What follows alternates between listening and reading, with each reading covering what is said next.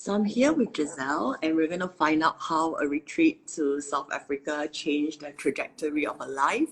I am Celeste, and I'm the founder of The Inside Job. I organize transformational travel retreats, and I facilitate cacao ceremonies. Today, I am chatting with Jazel, who attended a retreat in 2022 to South Africa, which I organized. And so if you're in the middle of a big life transition, or maybe you are feeling stagnant or stuck where you are in life, you might be unhappy and looking to find your purpose or to make a big change in your life, then please stay with us and maybe you will resonate with Jazel's story. So hello, Jazel. And I think first, let's start you off with what made you say yes to this retreat?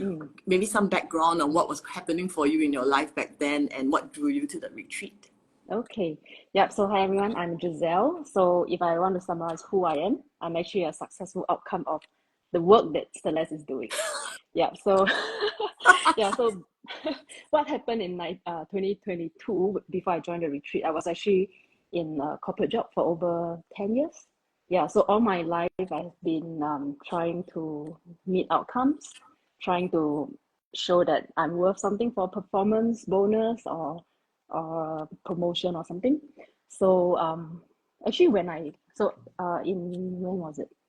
July 2022, I decided to leave my job for the first break ever in my 10 years of corporate life. Yes. So I was actually doing well in my career at that time. I was at the peak, but because I was doing digital transformation, it was during COVID, and our work was very highly sought after. But the stress was also very real. Yeah, there were times that I worked and I cried because I couldn't handle the stress. Yeah, so but the alarm came off when I was taking a break one day, and I actually looked out of my window, and what happened was I actually looked down, and I thought to myself, like, if I jump down, that is where I'm going to land. So that was a very critical point, like critical reminder for me, like, hey, I think you need to do something about it, right? It's I'm not going to take my life ever, I know, because I was trained in that area. I know that's not going to happen, but I know I need to do something. So I took a career break, but that was only a half break because I took leave from my career, from my job, and I went to do what did I do? Digital marketing training.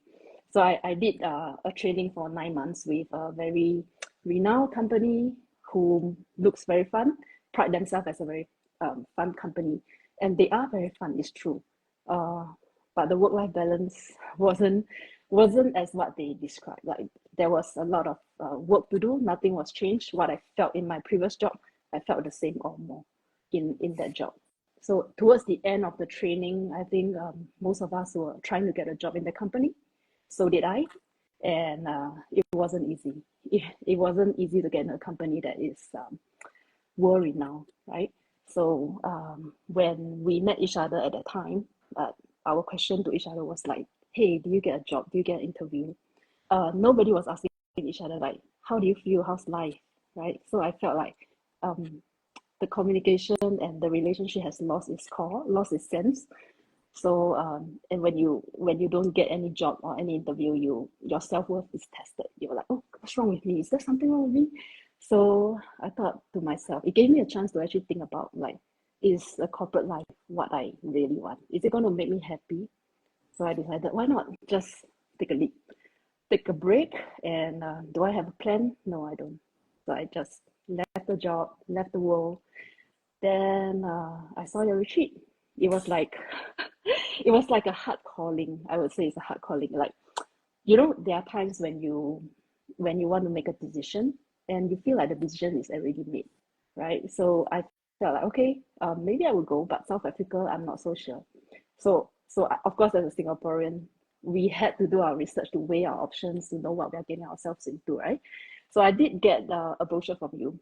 I did do research on similar retreats in maybe safer countries like Thailand, Malaysia, or maybe Bali.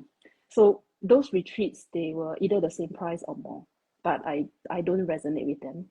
And also, of course, I listed down my pros and cons. I talked to people who, most of them think that South Africa is a little dangerous. Why don't you go somewhere else? right? So I was like, okay, why don't I try to find friends to go with me? So I was desperately looking for friends to go with me, but nobody resonated. Nobody wanted to go. They were like, South Africa, this retreat a bit deep. So fine. I was like, okay, what's the worst that can happen if I go alone, right? So once I said yes, the resources started coming in. I think I asked you whether you have a roommate to introduce to me. Then you brought me Clarine. So I look at her IG, like, who is Clarine? So she's a motherhood wellness coach. And I also chat with her. She's kind, she's nice. I was thinking, like, how bad can a mother be? So I think it should be safe to be in the same room as her. Then everything is about safety, right? So we also had an online chat with you to find out more, like what exactly is South Africa about. And you by then you were already there for like 3 months, and you were safe. Yeah, you're still alive. So, so I don't think there's any problem going to South Africa. And I've already done your cacao ceremony before that. And I read your background stories. I know you're legit. You're not some scammer out there trying to scam our money, right? So yeah, all these are safe. And then I think what helped also was my brother-in-law. He had some flight miles for me to use, because he has a baby to look after, so he cannot use them, and they were expiring. So I thought, okay, let me use it then. Why not? Yeah. So everything was in my favor. Nothing for me to say no. And instead of thinking what might go wrong, how about maybe I think about what might go right? Yeah. And this is the first ever career break. I want to I want to make it useful.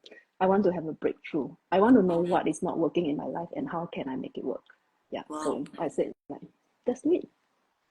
I really like what you said, that you said yes, and then the resources came, right? In the terms Yeah. of Miles, and then Clarine, your new roommate that Yes. you felt safe with, Yes. and stuff like that. Yeah. Wow. Okay. So that's really, so it was just, would you say that it was something that you felt like your heart, like you said, a heart calling, like you just felt like Yes. you needed to go, you wanted to go, even though you Yes. didn't know Yes. why. And you Correct. said Correct. yes to yourself, and then the resources appeared. Yeah. Okay.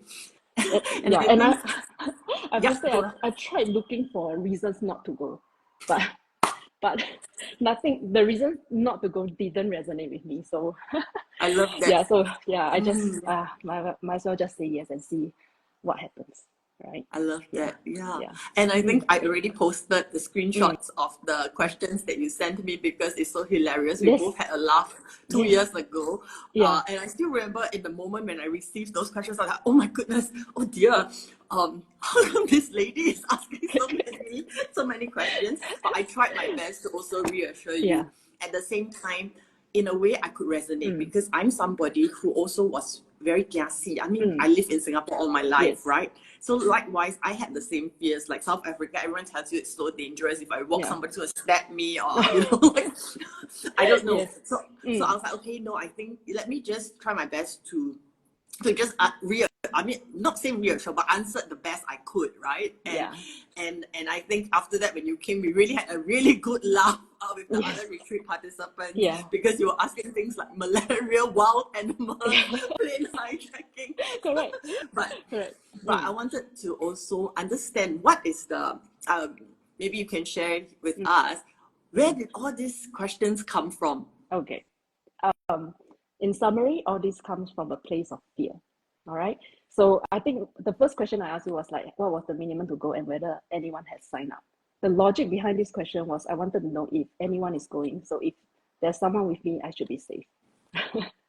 Right. Then I asked you about, like, I think how was COVID? How was monkeypox? Right. And then I asked you what is the expected outcomes and effects. Yeah, very Singaporean. Like all our jobs, we have to come up with the outcome, right? KPI. Yes, KPI. So I was like, okay, what is the money going to be well spent? Right? Then I think the questions just get more hilarious.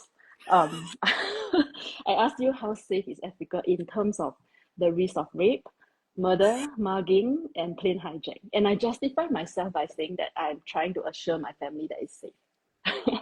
Right. And then it also didn't help when I have a friend who worked in South Africa for many years. He said, like, are you sure you want to come alone, solo? It's very dangerous.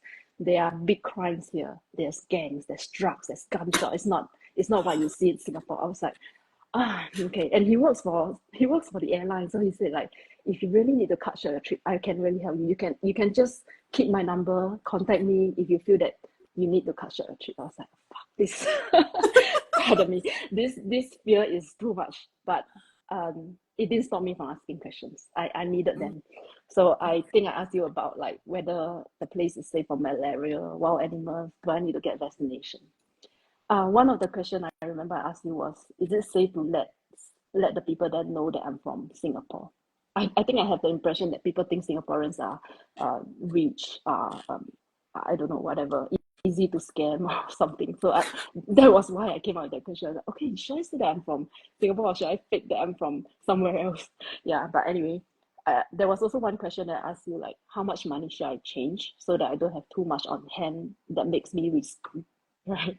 So, but I think the best question I asked you out of all these 20 questions was how do you manage without a plan? Because I knew you went without a plan. So I asked you, how do you go without a plan? Then you said, actually, you just go with the flow and you see what comes up. And that was the best question and best answer I had for that. Yeah. Thank you. Thanks for sharing. I think likewise, although I laugh at your questions, I actually deeply resonate with them too, because I live in Singapore, very sheltered, Yeah. you know, and I'm also I used to be very fearful. Likewise, I always have a plan. I must have a plan, and I'm very good at executing plans, right? Oh, yes. So yeah, so I do resonate with that, you know. So while I may laugh and giggle like, oh, really like KPI, asking me what's the KPI of the retreat. I'm like, Yeah. okay, I can see where that stems from. So, and when I first met you, likewise, you know, even on day one, you had all these concerns, all these questions, Yeah. and slowly I could see something day by day shifting within you, because I do recall saying to you, right now, you know, and a lot of us, because I really used to be like very mental. We are very mental, and we ask questions, trying to understand with our mind and our intellect. But as you proceed in the retreat, you realize some questions cannot be answered here, right? Yes. So now I want to talk about and move on to my next question, which is because you went from this person, right, who sent me all these Yeah. questions. Day one, also so many questions, you know, you kept asking all of us. Yeah. And I could tell the questions were really very like from the mind. The mind was trying so hard to understand and analyze. And then you went on to finally decide to extend your trip by yourself. So this is not even part of my retreat already. Yeah. And this retreat in 2022, I'm doing a longer one next year. But the one that you attended was only 6 days, right? So after this retreat, actually you didn't just commit to my retreat, you committed to extending for 1 month, is it? Was it? One and a half. 1.5 months 1.5 total. months, right? Yes. And in addition to that, you didn't just extend 1.5 months and like went shopping to the malls and whatnot, but you proceeded to dive head first into like murky waters and had the adventure. And then the next thing I know is like, oh, Jazel is not coming back to Singapore. What? So maybe could you, okay, maybe to start off first, can you maybe describe 3 words? Just give me 3 words. Like, how would you describe yourself in 3 words, 3 adjectives, before the retreat, and then 3 words to describe yourself after the retreat? So let's start. before the retreat, I was very fearful. So I was fearful. Fearful, all right, and I was incompetent, and I was unclear. I didn't know what was I going to do about my life, right? And after the retreat, I became, I think, courageous, aware, and transformed. I feel like now I know better what I want without using the mind. I kind of know in my heart, like, okay, this is what I want. I will not do so much to find evidence to justify that I'm on the right track, because I know that I'm on the right track. Yeah, even if it's not, we'll see how it goes. Right? I love that. Yes. Right. I mean, how would we ever know for sure, right? Yeah. And even if you're in the corporate job, why do you think that that's the right track either? Nobody really knows. We're all on this like grand adventure of life. Yeah. Okay, so maybe now, since we kicked off with that, then could you share a little bit about how this transformation in 6 days happened, and I believe it's not just these 6 days. The 6 days was kind of like a gateway that opened you up, and you did also continue on Yes, your own correct. soul searching or whatever, you know, that you participated in South Africa, and I'll allow you to share as much as you feel comfortable with sharing. But can you take us through this really like grand transformation? Yeah. Okay. Yeah. So the retreat with you actually opened my eyes to a lot of things, right? So everything you introduced in the retreat helped me uncover a lot of things that I wasn't even aware of. Yeah. So I was most impressed by family constellation. I have no idea what that is. I think I kept asking you like, actually, what is that like? Is it even useful? But I realized that was the most useful, and I don't know whether Melanie will watch this ever, but I really thank her for that. Yeah, because that when I went into her session, I didn't know what was going to come up. So I was like, I have nothing much that I want to resolve, right? But we just went on with the help of Clarine and Ejong and Melanie. What came out was actually my late sister. Yeah, so I had a sister who passed 10 over years ago due to suicide. And I blame myself for over 10 years.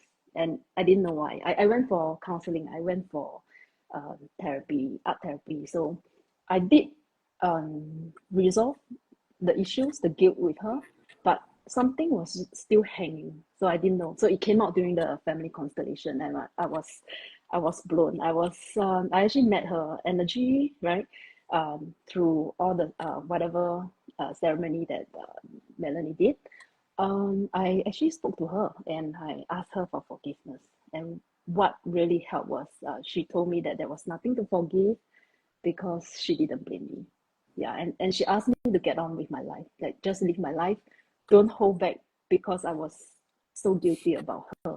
Yeah, so that really changed. And even if I speak about it now, I still feel like crying, but it's no longer a tears of guilt. It's a tears of release, joy. And I know that whatever I'm doing, she's with me, right? Believe it or not, like I do feel that we are all protected by loved ones who have left us somewhere. Yeah, so that really has a very good impact. And of course, all the forest walks, medicine walks we did with Guy, with Dean, um, sound journey with Gershon, everything contributed to uncovering a lot of unknown things inside us that, oh, okay, fine. Finally, we can release all these known and unknown traumas that we had in this life, in past life, whatever. Yeah, so that started all the transformation. And after, I think after your retreat, Ejong, Clarine, and myself, we actually extended with Dean to go on a road trip. And that road trip was the one that we carry our bags and cross the river when it was how cold, like 10 over degree, I think, in our swimsuit. In chest high water? Yes, yes, correct. So Even I have not done that, just to yeah, clarify. yeah, it became a very well-known joke. So, but that trip also made us learn a lot and made us heal a lot. Right, there was a team that came out for all three of us. It was the same team. I think it was about I can't remember. I can't remember about feminine or forgiveness, something along there. Yeah, so I think that really helped us a lot. So after that, Clarine and Ejong had to go back because they have work, they have family to look after, right? So I extended the trip for another 3 or 4 weeks, I think, after they left. So I did a lot of things. I went for an outdoor camp for the first time ever in my life. Yeah. And that was also, I think it was some, I don't know what should I call that, but it's kind of a retreat, another retreat. Yeah, so Dean was there, Gershon was there, so I thought, okay, maybe safe. But that retreat, I actually met a lot of people. Like they were so powerful, and they taught me a lot of things, and it gave me a lot of courage that I never knew I had. Yeah, being alone in a place with strangers who became friends. Yeah, then I also did a lot of hikes. I did sign up for the tourist stuff as well, this tourist tours or whatever, right? Visit like Cape of Good Hope, whatever. But being alone was actually the life changing moment. It was very liberating in terms of you have the freedom to do what you want at your own time, or even do nothing at all, and that's fine, right? So it gave me a lot of time to be with myself. I also volunteered on a farm in South Africa, and that place was gorgeous. Like, it was the mountains and nature, and yeah. So I think first solo in South Africa, wow, that changed my Yes, I life. always Yeah. joke that you are like from zero to Yeah. hero. You know, Correct, it's correct. like how this woman went from being so fearful and had so many questions, and then suddenly she just went full on, and really like throwing it all out and say, okay, let's go. I'm just Yeah. going to. So can you share a little bit about how South Africa? Because for me, the theme of safety was a very big one too, and in total, I spent 9 months in South Africa. Uh, and the theme of safety was something that came up a lot for me. And my total of 2 years, I was traveling for about 2 years nonstop, not just South Africa, but really helped to redefine my definition of safety. Especially, I think people who grow up and live for most of their lives in Singapore, we are way, way, way more sheltered compared to others, because everything runs efficiently here. When I went to South Africa, and load shedding is a thing, most of us have never even heard of that. Like, hours in a day, there's no electricity. People are like, what? I said, yeah. Yeah.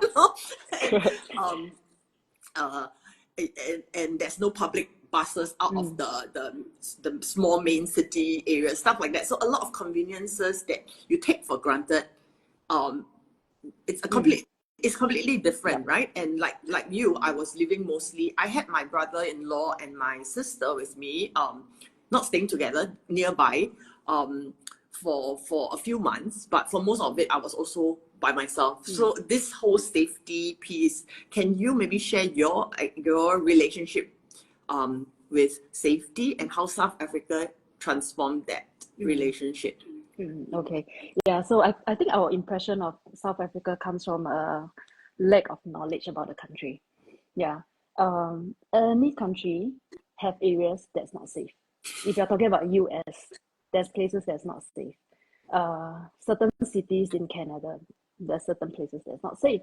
So it's more about, like, how do you be vigilant? Actually, all the fears were helpful. It helps bring up the vigilance. So you know, how to keep yourself safe, right? Yeah, maybe okay, I tell you what I did. I actually brought a jackknife along. I, I bought a jackknife, and I brought it along. I kept it somewhere that I can reach in case I need it. Yeah, and we did need it, but not for safety. It was more for the trip with Dean. I think we had To to cut the cut duct something. tape, is it? Yeah, yeah, something. I think his car broke down, so we needed the something to cut something. So the jackknife actually came in very helpful. Yeah, right. So I think, with regards to safety, of course, you need to know just a basic level of protection. Like, you're not going to walk into maybe a slum area by yourself, right? You're not going to walk into maybe that the areas, maybe there's a lot of drug addicts. So don't be smarter. Do not go to areas that will put yourself in danger. So it's not about South Africa or what. It's about keeping your belongings safe. Keep it to yourself. Maybe don't bring too much cash. Bring safety tools, jackknife, right? Things like that. Oh, personal alarm. I actually did buy a personal alarm. I did. You are I definitely did keep way, on. way more prepared than I ever did in my 10 months there. Yeah, I had to assure myself. I had to assure my family, right? Yeah. So it was helpful having those, and also I think I think having the vigilance is you just be alert and be smart. Yeah, yeah. Okay. Yeah. So I think it's also, yeah, doing whatever you needed to do for Mm, yourself to feel like mm, you have that reassurance and you can be by yourself. And as mm, you said, it's like your first time taking a long break after 10 mm. years of Yeah, working non-stop. yeah. First solo extended Mm. trip, I'm assuming, right? So Yes, there's a yes. lot of first, Yeah. and then coming to the realization, actually everywhere is, what is safe, right? Mm, Because there's that same amount of danger mm, anywhere, and it's more mm, about your awareness mm. and being vigilant. Yeah, Yes. I do agree and resonate with that. Yeah. And now I would like to ask, Mm, maybe to share with us a little bit, because after South Africa, I think you decided you did take a few other pilgrimage or retreats. I know you went to Nepal, and then can you maybe just share how did life change? When did you make the decision? Okay, screw this, I'm not going back into the corporate into corporate life, because I know at that point you haven't decided yet during the retreat, right? You didn't know whether you was this like a sabbatical, a short break, or were you going back into corporate. So when did you decide not to go back to corporate? What made you decide on that path, and how did you end up in Canada? Okay, so after South Africa, just 2 weeks later, I actually went to Nepal with my best friend Brenda. So it was yoga pilgrimage with a friend who is also a South African. So we actually went with a group of South Africans. So one thing led to another. And that was a 2 week trip to Nepal. We climbed mountains, we received messages as we just immersed in the nature. And I also surprised myself by that I was able to climb mountains carrying a full backpack. So it was more of like a confidence building trip, I feel. Yeah, and you get to know more people, and you also get to get like how to hold space for people, and you appreciate how people hold space for you. Yeah, so that came out from Nepal. And when I came back from Nepal, that was November. So I had 3 months in Singapore. I fell back into a place of fear. Yeah, I was like, okay, maybe it's time to start looking for a job. I better start looking for a job because it's so fearful having no jobs, right? So I panicked, sent lots of resumes. I really sent like whether or not I'm interested in the job, I just sent. Then somebody I used to work with, she asked me to join her in her company. I was like, wow. But this time around, the heart was telling me something again. This time around, it said, no, don't go back to corporate yet, right? Yeah, you figure out what you want first before you jump back. Because if once I jump back, the vicious cycle might start again. I might feel stressed again, and then what? That means I need to take a break for another retreat. Then when will this end? Yeah. So then it was very timely that my friend Michelle, I saw her IG. She was actually in Canada looking after horses, and it was snowing. I was like, oh my God, I want to be there. So this time around, I didn't ask any questions. I just think that I want to be there. So I booked return ticket this time around for 3 months. So from 1.5 months, I doubled it to 3 months. My family was like, "Are you crazy?" So, but I said, "Yeah, I'm going to give it a shot. I'm going to try." Yeah. So I was in Canada for 3 months. I did a lot of volunteer work, right? Then I work on like I volunteer my time at horse farms, take care of horses, take care of their stalls. Then I also did willow sorting for basket weaver. I did lots of interesting things, like I painted and waxed beehives to get the bees ready for the summer. Fun. Yeah, and I also did things like packing countryside lodge, like Airbnb cottages. Yeah, so through that I learned how to work with horses. I learned how to set up a fireplace. It's a skill that not many people in Singapore knows. Right? We have no fire. We So don't have no need for yeah, fireplaces here. correct. We are so warm. We need to know how to fix the aircon, maybe. Yeah, correct. So after that, I went back to Singapore. I couldn't get enough of Canada. I just love the nature so much, the mountains. So in 1.5 months, I went back again to do more, to do more of what I was doing. Then, I this time around I went for 5 months. Yeah, I was there for 5 months. Then when I went back after that, I was so used to having mountains, so used to nature. I love the hiking. I love having the space, and also there's no rush energy. When you go back to Singapore, you actually kind of feel a difference, right? People are rushing we are rushing from places to places. We are rushing to get things done. Even at home, you are thinking, okay, I better pack this, I better do this, I better do this. So I think when you have a chance to live out of a city, you realize what it does to your well-being, your overall well-being. When you get to slow down, you just feel a very big difference. So yeah, then I decided like, okay, uh, maybe it's not time to return to corporate yet. Like, don't get me wrong, I enjoy what I was doing in my corporate job. I love my colleagues, I love my friends, I love my family. But what doesn't resonate with me was actually waking up to a timeline, like waking up to an alarm every day and rushing to work, and living my day to day, chasing timelines, trying to produce results, and chasing after a false sense of security. Yeah, of course. My many of my friends ask me like, how do you live without income? Are you sure? How do you not save up for retirement? Yeah, it's very true. I mean, it's a valid concern. It's a valid fear.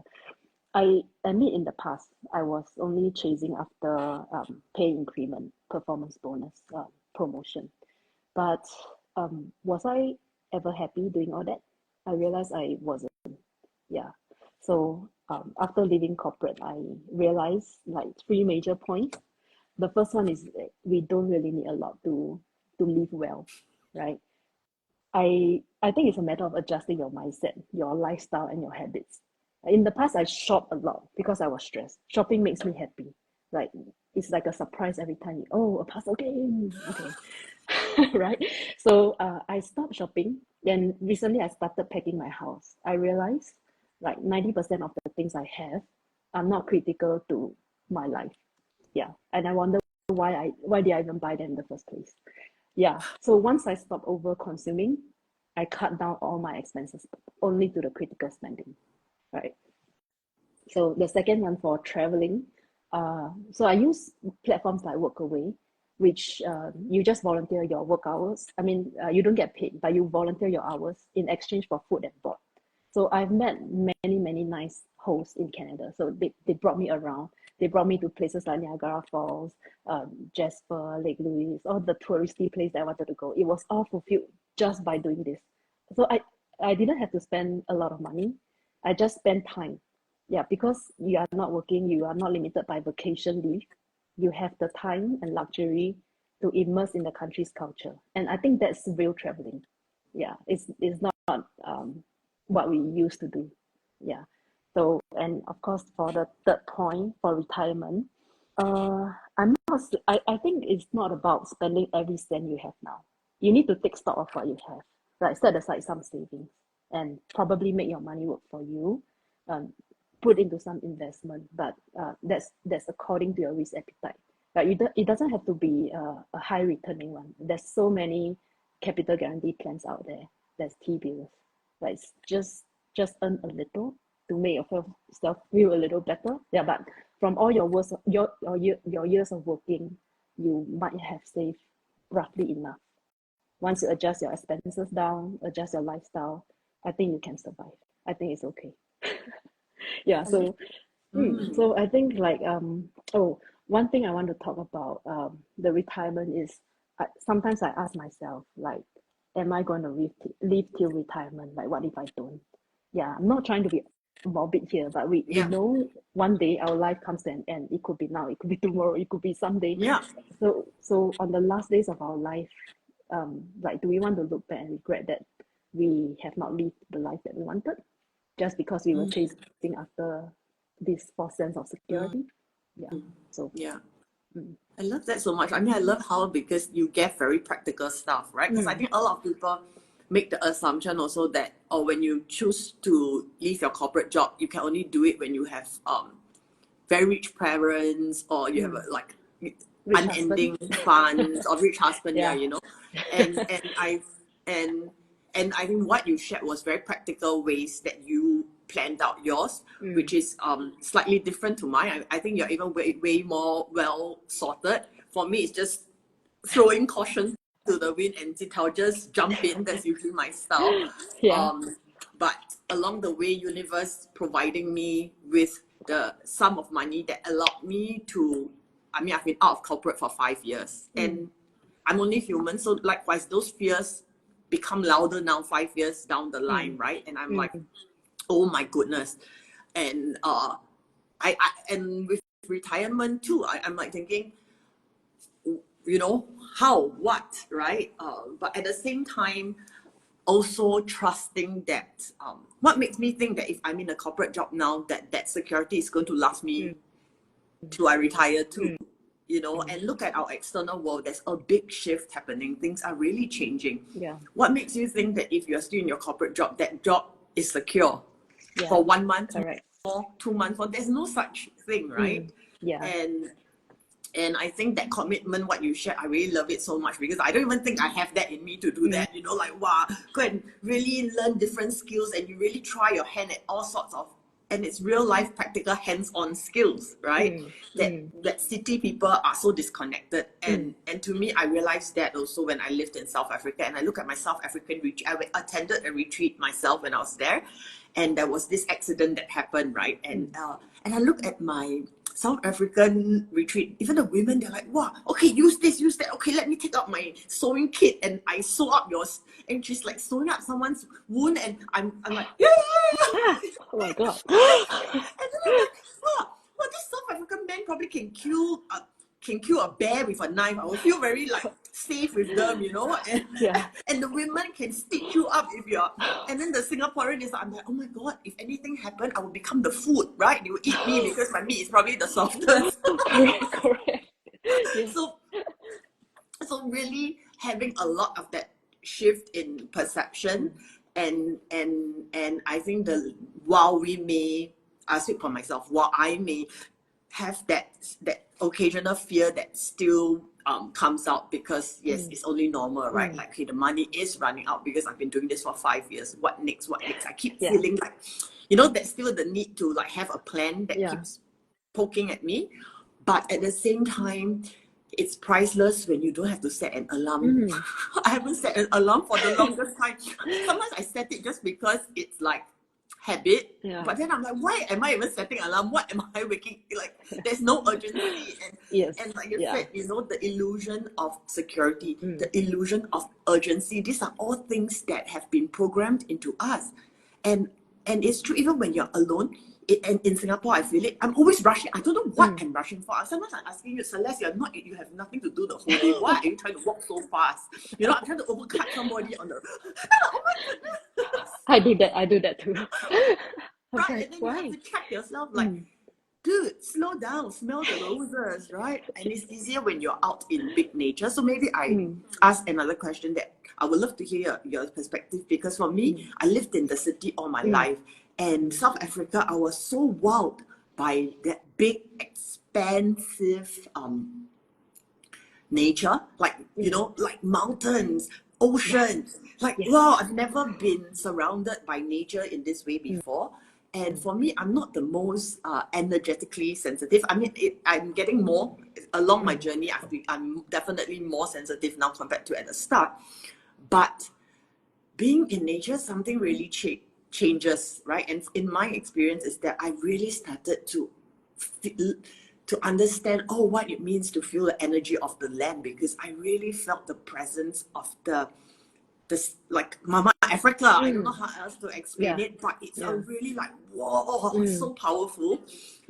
Maybe you can share in your experience, what is it like in Singapore, where we all live in condominiums. I mean, the rare few who live in landed properties, but usually in an aircon room most of our days, you know, don't really have open sky, because we have so many street lamps, you don't really get to see stars in the skies. How is it when you first, when I was in South Africa, I actually managed to see the Milky Way for the first time in my life.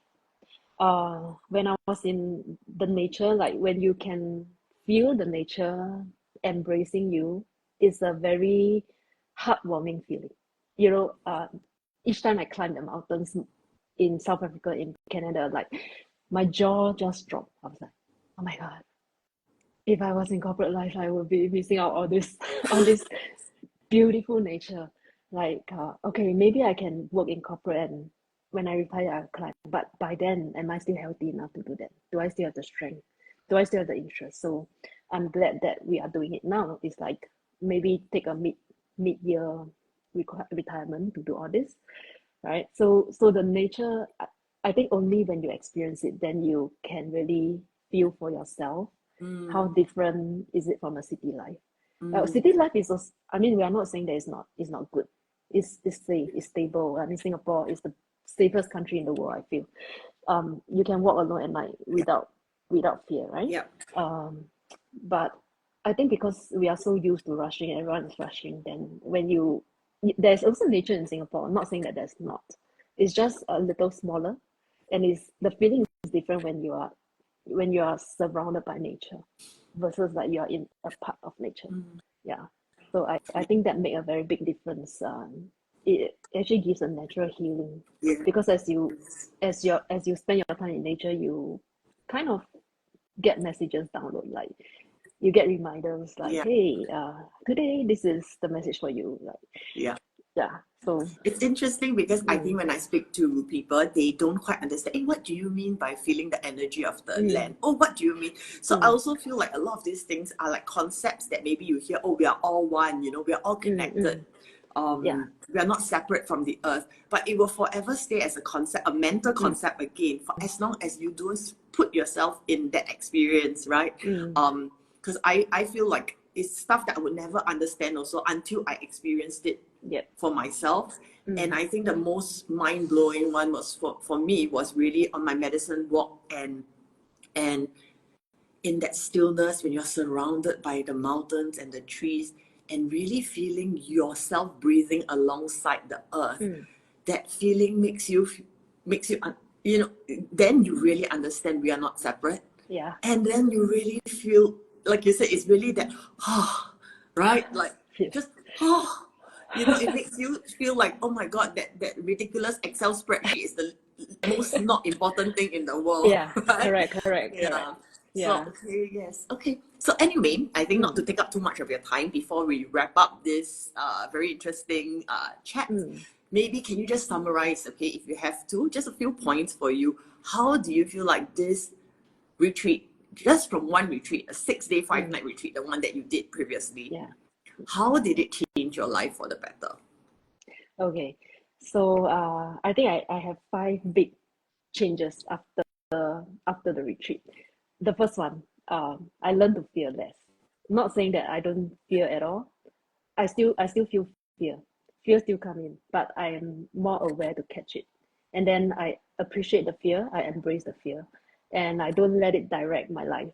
Like I will still take action with the fear, right? Fear or not, just go ahead, right? And of course, I mean, we are used to having friends or family telling us like, oh, okay, maybe they are also fearful because we were all brought up to be a little fearful because we want to be safe, right?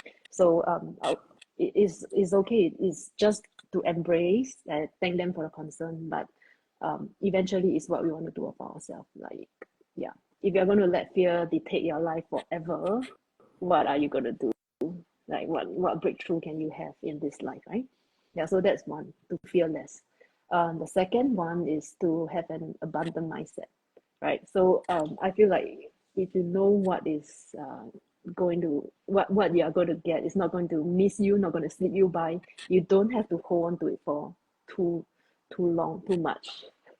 Yeah, sorry, my roommate. No. It's actually nighttime.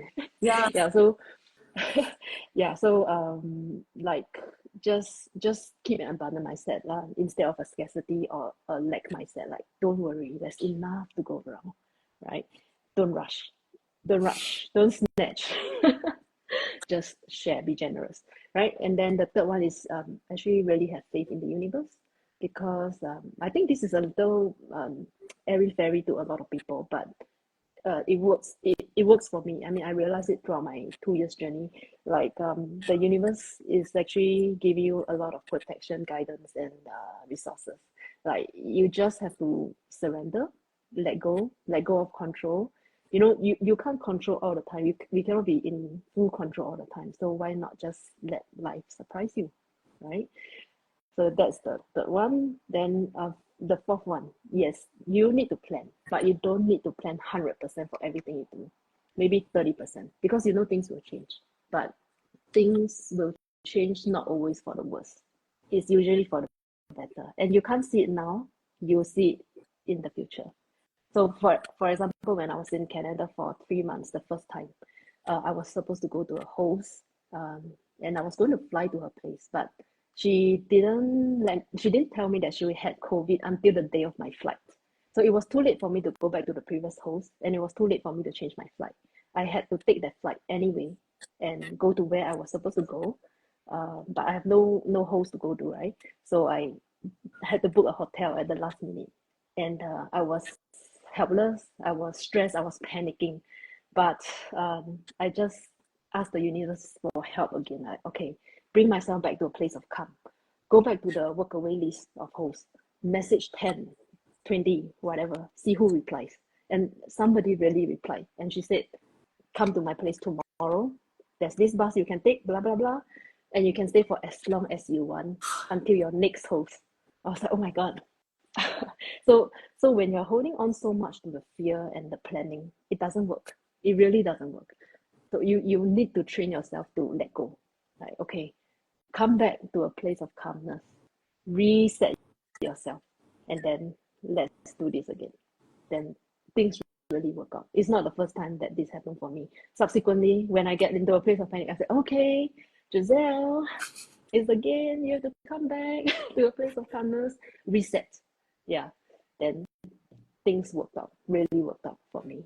Yeah, so that's the fourth one. And last one, along the journey, I also met your friend Stephanie. I joined her program on self-love. So thanks, Stephanie. If she watch this someday, I know she's in Avalon now. Yeah. Doing her. Right. But because of her program, I also learned about self-love, and that was very critical because in the past I relied a lot on external validation.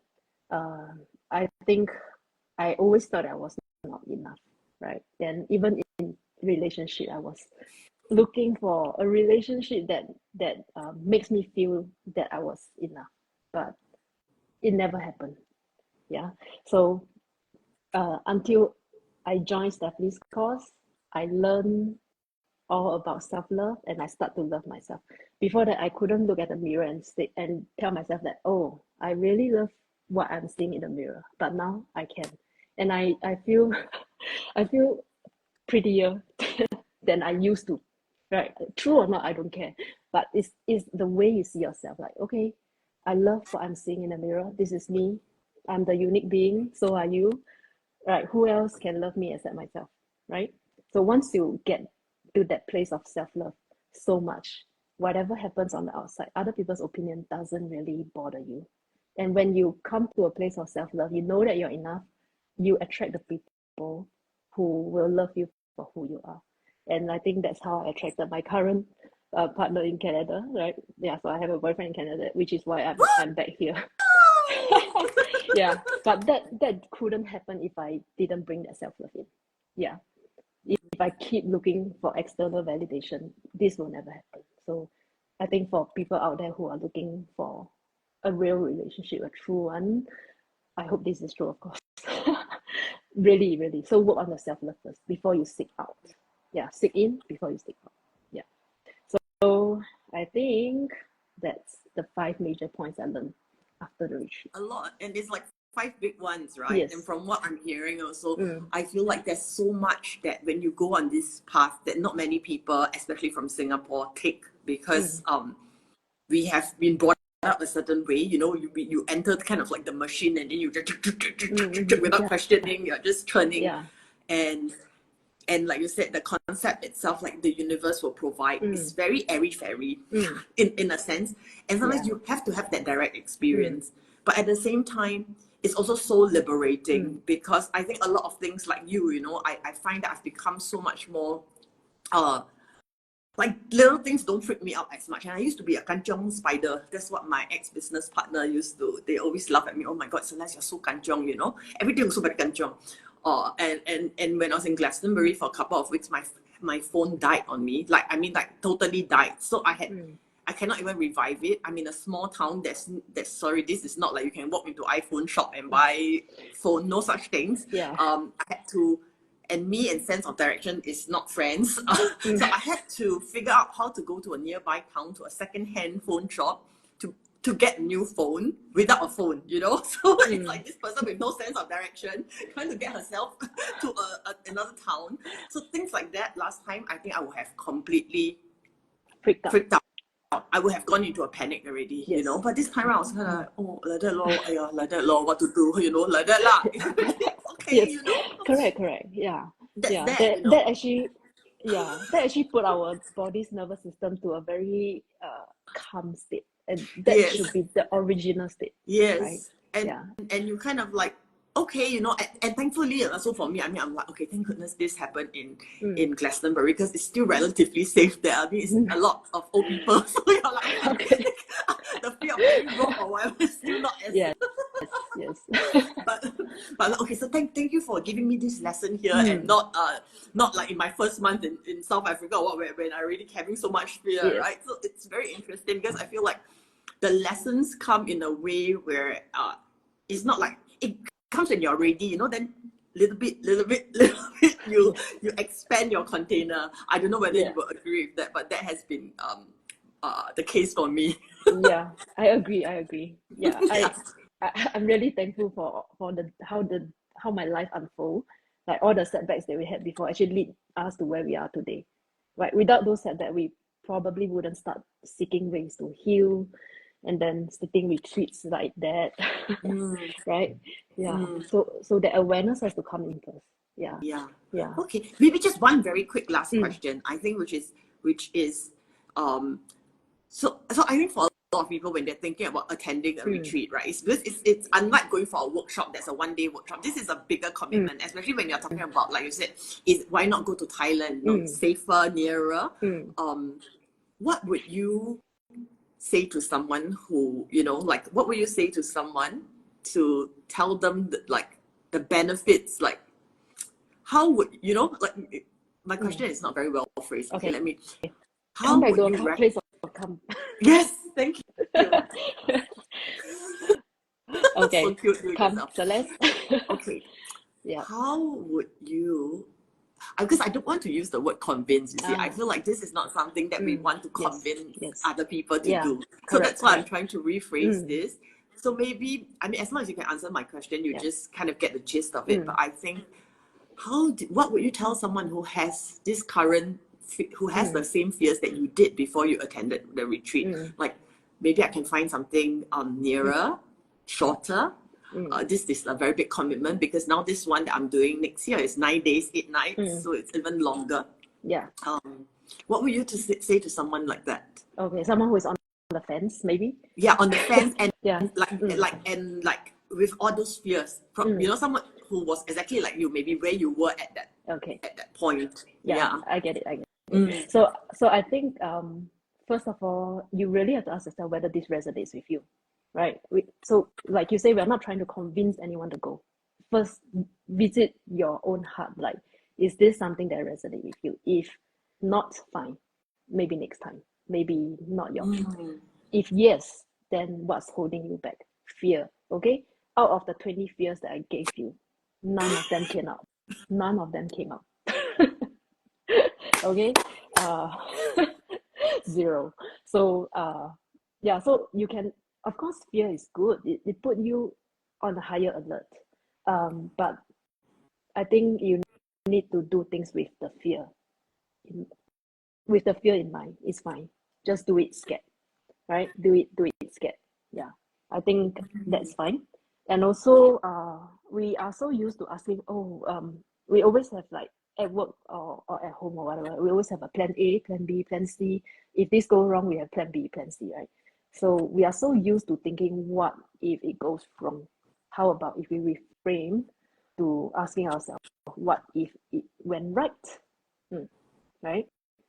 Yeah. So what's the best that can happen instead of what's the worst that can happen?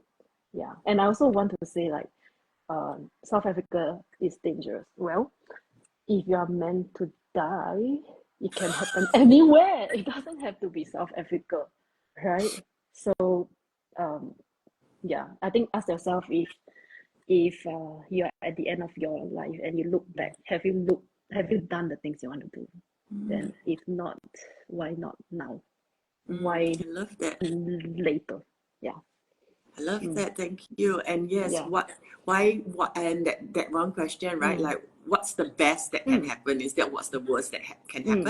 And I'm going to Correct. close our chat with this quote that I may not be getting the words all right, but like how they say, courage is not the absence of fear, but courage is taking action in spite of the fear. Yes. Because we're only human. The fears will, it's not like you could be completely fearless, Yeah, correct. but having the courage to still take the action in spite of fear. Yeah, do So it thank scared. you, Jazel. Yeah, thank you. I really enjoyed catching up because Yes. I haven't really chatted with you in such length for a while. Thank you everyone for joining us. Yes. It's our first live, so my first live, so My too. and Jazel's too, so we were not able to engage and talk at the same time. But I'll do better in my next one. Yeah. So yes, Okay. there is an upcoming retreat. I am doing one on the 7th to 15th of May in 2025.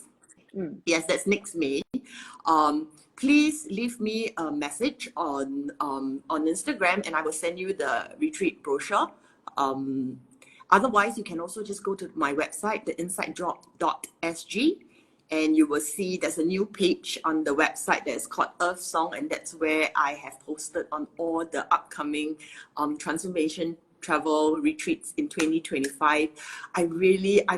This is really not a sales pitch because, like I said, I don't really want to convince anyone to do this. It really has come from your heart. But I really feel like there's so much beauty in South Africa that I really want to share with everyone. So yeah, thank you, Jazel, and thank you everyone for joining us. And I Thank hope to see you. to see more of you in South Africa with me next year. Yay! Go South Africa, once in a lifetime chance. Thank you, Jazel. Bye, All right, thank everyone. you.